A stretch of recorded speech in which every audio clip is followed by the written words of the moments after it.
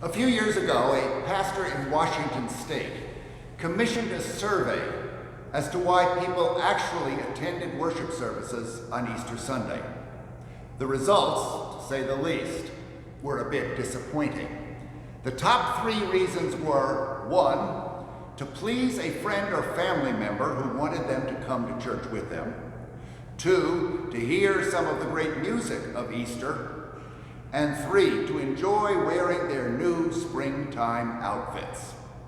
Well, Easter is going to be a bit different this year.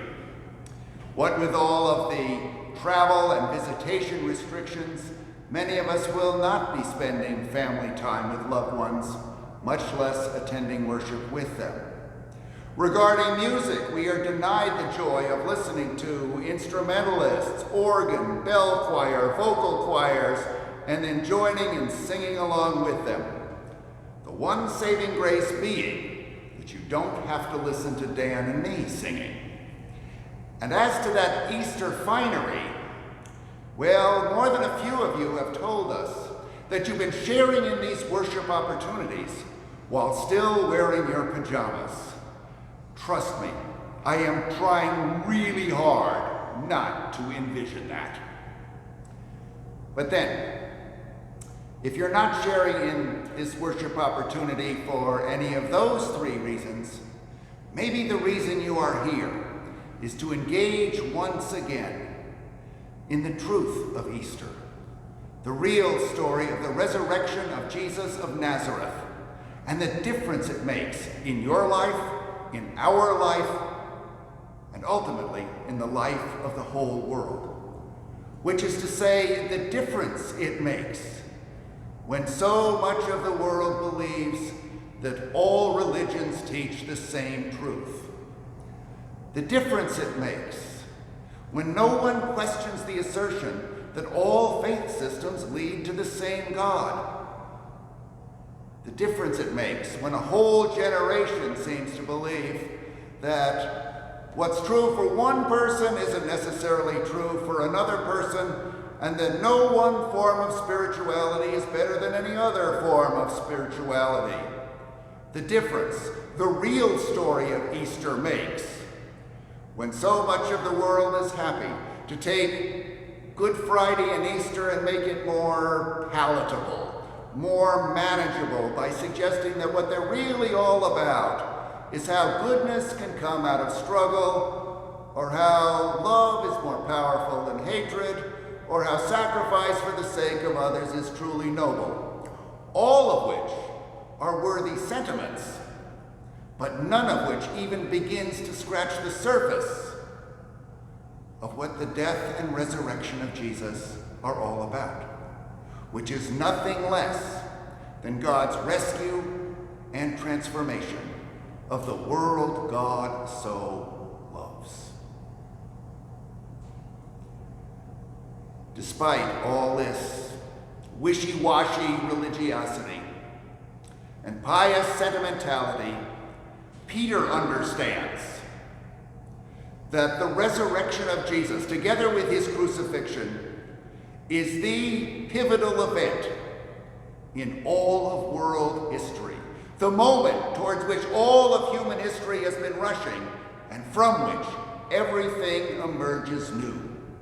The old creation, despite everything God intended, had resulted only in death. God's new creation, launched likewise on the first day of the week, now offers the promise of life.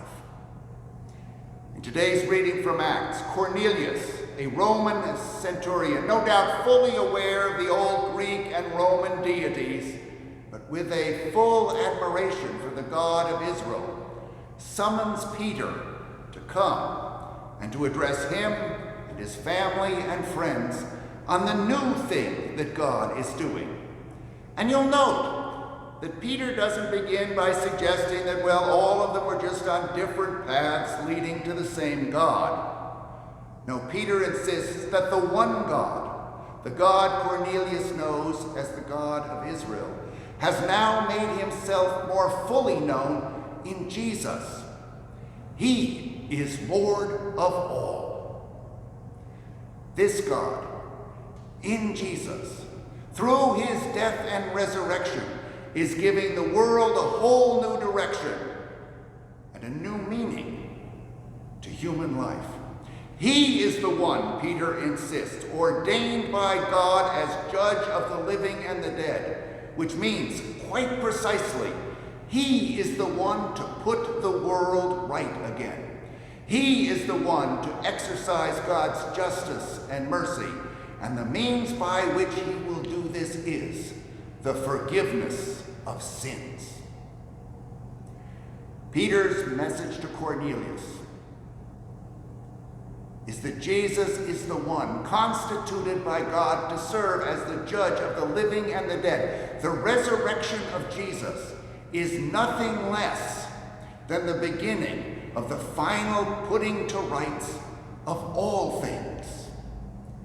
No, Easter isn't just about how goodness can come out of struggle, or how love is stronger than hatred, or how sacrifice for others is noble, as laudable as those sentiments are, any more than Easter is about family get-togethers, or wonderful music, or the joy of springtime finery.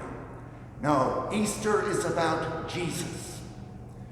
Jesus, who announced and enacted the kingdom of God. Jesus, who exhausted the evil of the principalities and powers. Jesus, who ended the reign of sin and death and rose to rule over all creation. Jesus, who invites us to accept his every promise and to share in his eternal reign, even if we're still wearing our pajamas. Amen.